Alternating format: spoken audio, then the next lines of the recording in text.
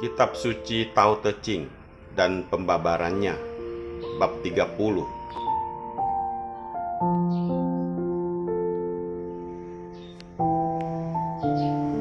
Bab 30. Sikap seorang ksatria sesuai dengan Tao.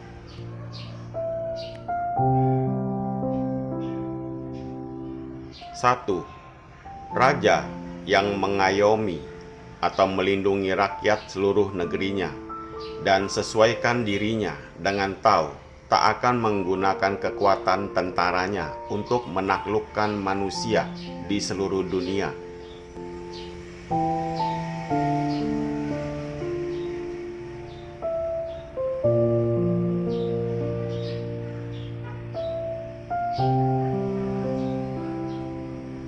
Dua, perbuatannya sangat baik, maka ia pun memperoleh pembalasan baik juga.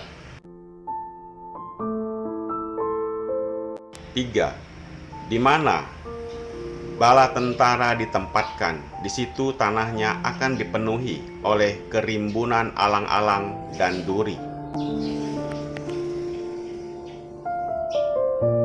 Empat, sesudahnya ada gerakan tentara secara besar-besaran, kemudian akan diikuti masa paceklik. 5. Orang budiman setelah mencapai hasil baik senantiasa akan merasa puas dan tidak serakah menguasai sebanyak-banyaknya dengan menggunakan kekerasan dan kekuatan senjata.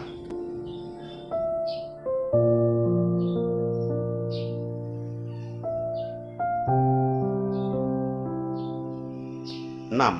Setelah berhasil, tidak mengandalkan kegagahannya.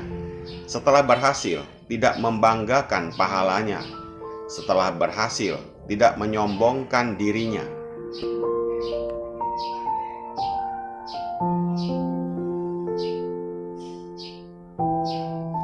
7. Setelah mendapat hasil, senantiasa menganggap bahwa hal ini memang tidak bisa lain daripada begitu. 8. Bila memperoleh hasil, jangan menunjukkan kebengisan atau kegagahan, karena segala perkara tidak langgeng. 9. Siapa yang satu kali mencapai puncak dari kekuatannya, akan selekasnya menjadi tua dan menjadi lemah. Inilah yang dibilang tak sesuai dengan Tao. Dan siapa yang tak sesuai dengan Tao akan segera berakhir riwayatnya.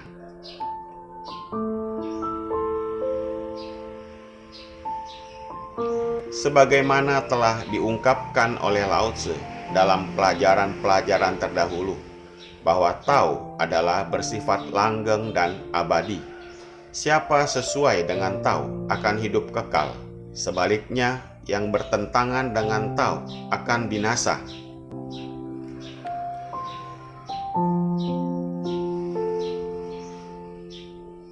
Dengan demikian, siapa yang hidup sesuai dengan hukum alam akan hidup kekal dan abadi. Sebaliknya, siapa yang menentang akan binasa. Karena siapa yang dapat sesuaikan hidupnya dengan Tao, ia tidak serakah, tidak egois, sebaliknya cinta pada sesamanya, berlaku tenggang rasa dan adil, serta merasa puas dengan kekayaannya, maka ia pun tidak berlaku serakah menguasai negeri lain. Pasal 1. Karena tiap-tiap perbuatan menciptakan karma, baik atau buruk, tergantung pada sifat dari perbuatannya yang dilakukan. Siapa yang berbuat baik, ia pun mendapat karma baik di kemudian hari. Sebaliknya, perbuatan buruk akan menerima pembalasan, yaitu karma buruk. Jadi perbuatan kita ini akan menghasilkan buah dari apa yang ditanam sendiri. Kalau kita menanam padi, kemudian kita akan memetik padi. Sebaliknya, siapa yang menanam duri pun akan memetik duri.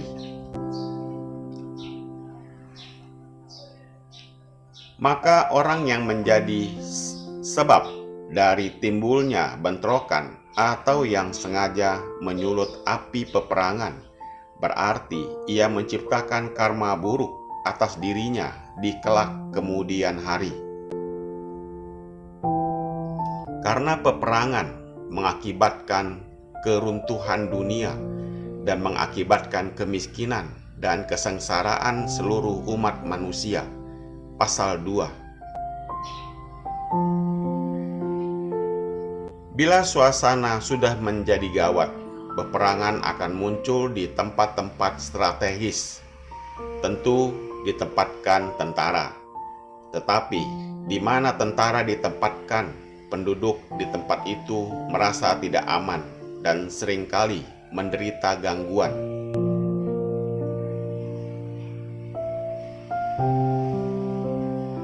Hingga mereka mengungsi ke tempat lain. Maka segala sesuatunya di tempat itu terlantar, hingga tumbuh pohon-pohon berduri dan ilalang yang lebat.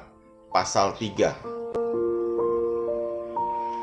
Di mana panen gagal, ekonomi kalut, dan bahan makanan kurang, hingga membuat rakyat menderita sengsara. Hal demikian sudah sering dialami. Apabila perang telah selesai, suasana menjadi kalut, bahaya kelaparan merajalela, dan wabah penyakit menjalar di mana-mana, hingga mengakibatkan kesengsaraan yang berlangsung sampai bertahun-tahun lamanya. Pasal 4. Sikap yang demikian ini adalah sesuai dengan hukum alam, sehingga ia dapat mempertahankan kedudukannya dengan langgeng dan abadi.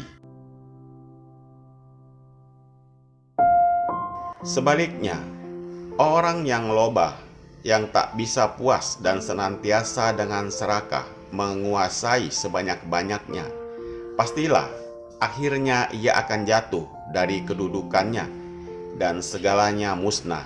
Pasal 5.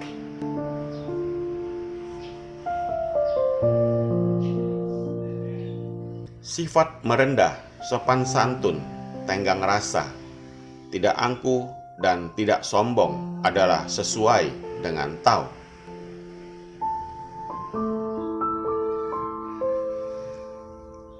Sebaliknya, bagi umumnya orang, apabila justru memperoleh hasil atas mencapai kemenangan dan mendapatkan kesuksesan, senantiasa menjadi sombong, besar kepala, dan membangga-banggakan dirinya.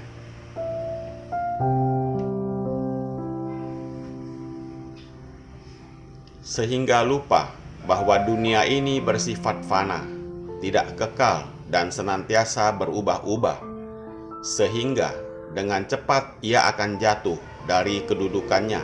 Pasal 6. Orang budiman bila memperoleh hasil senantiasa tidak sombong dan tidak membanggakan kepandaian dirinya. Sebaliknya menganggap hasil itu adalah kehendak alam dan karunia dari Tuhan. Pasal 7.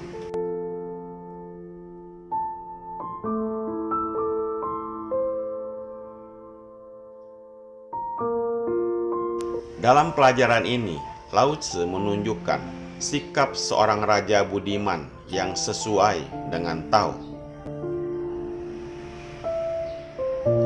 Meskipun ia mempunyai kekuatan militer yang besar dan persenjataan yang lengkap, tetapi ia tidak mau menyerang negeri lain untuk menguasai dan menjajah daerahnya, karena ia tidak suka memunculkan peperangan yang dapat mengakibatkan kesengsaraan umat manusia.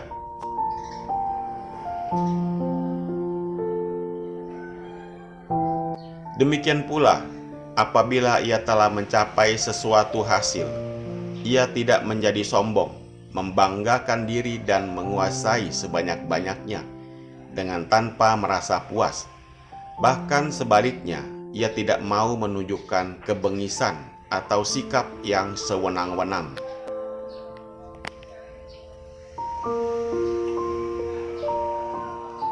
Melainkan mengambil sikap yang halus, sopan santun, tenggang rasa, dan menganggap bahwa hasil yang diperoleh memang dikehendaki oleh kodrat alam, bukan dari kepandaiannya atau kegagahannya.